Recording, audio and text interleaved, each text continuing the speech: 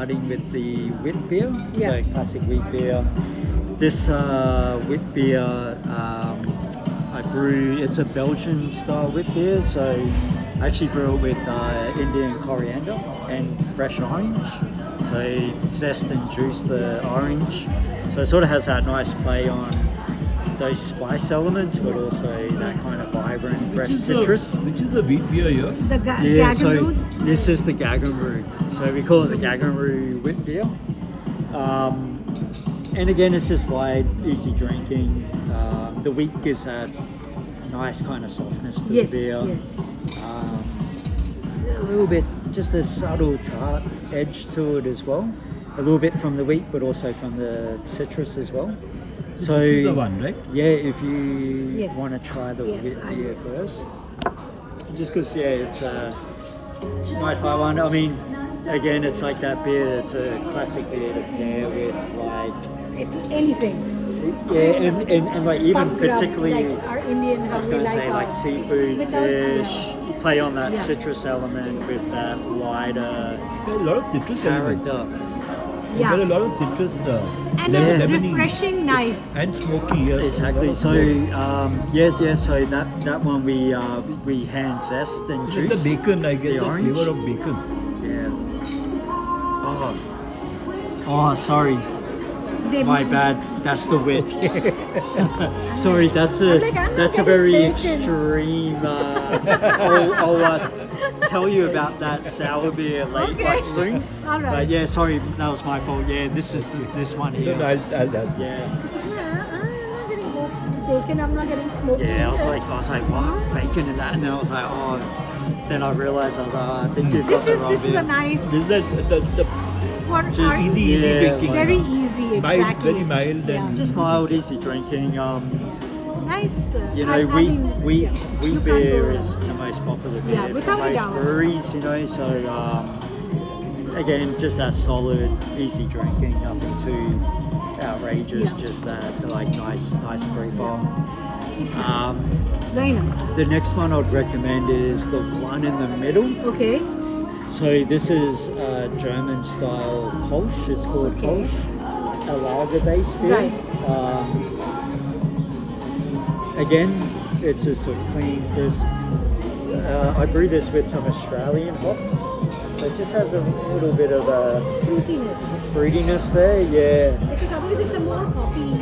it's It's a little bit more hop. More. So- the Ross is not that yeah. hoppy. This So one is. Kolsch is typically very clean, neutral. So I actually call it. You'll see on the menu, it's called a hoppy Kolsch because it plays on Australian hops. So we actually started importing hops directly from Australia. We have a partnership with Ellerslie Hops, which is a hop farm in Victoria, just outside Melbourne. And they've been awesome, and it's cool because we source it directly from the farm, so I it's like as fresh this. as you get. This is really good. very nice. This is very good. Just You gives can it change the just hop. gives it a little bit of a twist. It's still got that clean Kolsch Yeah. base under it, but Right. you just It get has a little bit of layer- that one layer, citrus. you know, to Just those kind of top notes of the Yeah. citrus. Yeah, I mean you bang on that citrus element. So the two hops are called Melba and Cluster. Okay. And Melba's given that citrus element to the beer. Cluster gives a It's very little nice. bit of like a grassy, earthy note. nice. it's very good. I usually actually have a German Pilsner on tap, but I happened to run out about a week ago. Okay. So this Kolsch is a bit of like a replacement for It's nice. for the Pilsner. It's very nice. Such interesting looking things. Okay. Two types of butter is there. One is this Javeli butter and one is the jaggery butter, sir. It's like little bit of spices also. And this is the hummus used for that, sir. It's like with the quinoa and stuffing is there for inside. Thank you. Thank you. So, which is the next beer that we should be? So the next one, you've had the Kolsch. The next one I recommend is this one here. So this is, I call it an XPA, which is a style, so extra pale ale. And XPA again, Extra there'll be a lot of Australian influence, Aussie brewer. We bring in Aussie hops now. Yes. So XBA is a very common style in Australia, a very popular pale ale. Which one is That's that? this one here. Okay. I use, this one showcases one particular hop called Astra. And Astra is a proprietary hop strain that they've grown.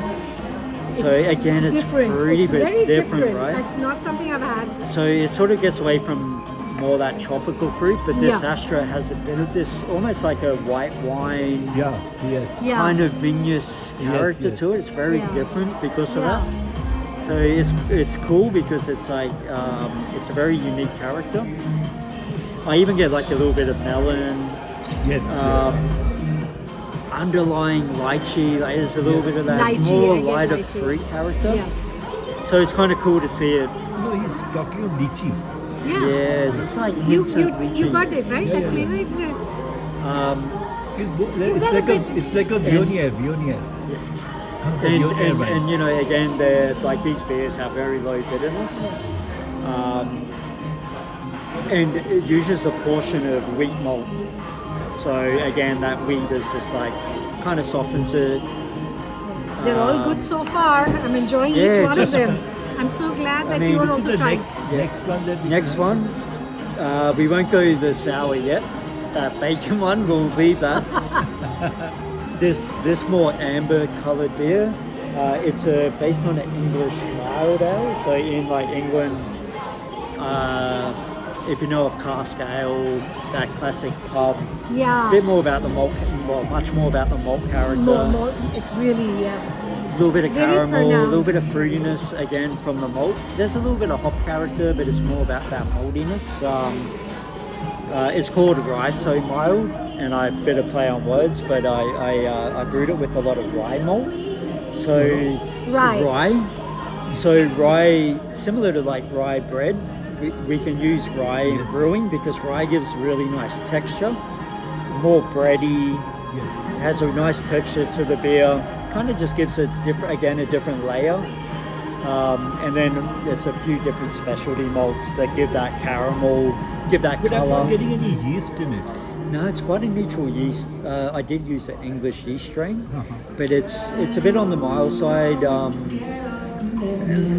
Hints of like, we call them esters, like fruity esters, meaning the yeast actually gives a more out a fruity, little bit right. of fruity character, Yeah. but subtle. But again, more about that malty, a little bit of dried fruit Yes. character that comes again from the malt. Oh, I love it. So it actually uses four different malts, and the other malts we call them crystal malt or like kind of caramel malt, crystal malt. So they just give a little bit of fruitiness from that malt, a bit of that malt sweetness, a little bit of a little bit more of that malt complexity. Yeah. And it's lower alcohol; it's only 4%, so it's more that sessionable. Have a couple of pints. Yes. Very easy to enjoy that. And for folks who like a bit more of that malt forward, or a little bit more of that away from just something that's very But pale. not very intense. I mean, No, it's just, and it shouldn't be. Yeah, like it's just perfect. It's that more that classic English. If Right. you're in a pub in Right. UK, You would enjoy if you something have like multiple that. pints of it, it's like just that nice, like Smooth, sessionable, nice. smooth. Agree. It's got enough interest, but you shouldn't have to think too hard Yeah. about it Yeah. at the same Yeah. time. Yeah. But it's got that nice character of like maltiness there, so next one, we move into our sour beer. The sour.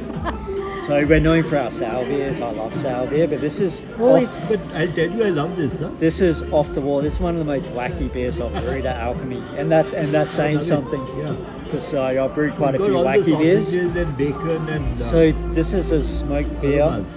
smoked sour beer. The traditional style, it's a German style called But not this. Lichtenheiner. But they're not this sour, are they? Or they So always this. always sour. This sour. Yeah. So it's a smoky sour beer, and then I condition the beer after fermentation on Musambi because it's in season. So I zested and juiced the Musambi. Put salt in it? No, it's actually no salt in this particular sour. Salt at all. There isn't any salt, but it might have a little bit of that perceived, maybe a little bit of the perceived salinity. I think maybe also the tartness, the sourness might give a little bit of it. But a few people have actually commented on that. It's a bit almost like salted masangi, like that lime, kind of sweet lime edge. Yes. But this one here, we use, I use all Gladfield malt from New Zealand. It's a malting company. Again, we bring that in ourselves. So this smoked malt, they smoke it over a native wood in New Zealand called manuka. And it's a very unique... Of the same, the honey one, the manuka. Yeah, so if you're familiar with that honey manuka smoke, so even in New Zealand, like when they smoke, even their trout, salmon, really common for their fish, even vegetables and meat, they'll smoke over this local wood. Yes. So that's what the mold is smoked over. So it gives this like unique, smooth kind of. It has that element of bacon, a bit of that campfire light smokiness, but there's there's something very distinct. It's hard to put into words because it is like a distinct smoke character. So it's definitely a kind of like a smoke and sour together. It's quite a polarizing character, like flavor combination. But it's actually based on a very traditional style. So in Germany, Eastern Germany, and what did way you say back the style 100 is years called? ago, it's called Lichtenheiner. So Lichtenheiner is a style that almost died out, but that's why I 100 haven't plus heard years of it. ago, Okay, all right. that particular part of Thuringia, Eastern Germany, was like they're actually known for this quite a rare style of beer. But with modern brewing and craft beer, we've kind of like revived it but given it our own little twist. Reimagined's a good word to put it. So that's the twist of adding masangi to it, given that citrus element. And, it comes through nice and strong. So it's actually really nice to have a glass of it, even a small glass, because you get the waves. It changes each mouthful. You get that smoke, but then the citrus comes through. It's sort of this ebb and flow. Just take a photo of this first. Alrighty.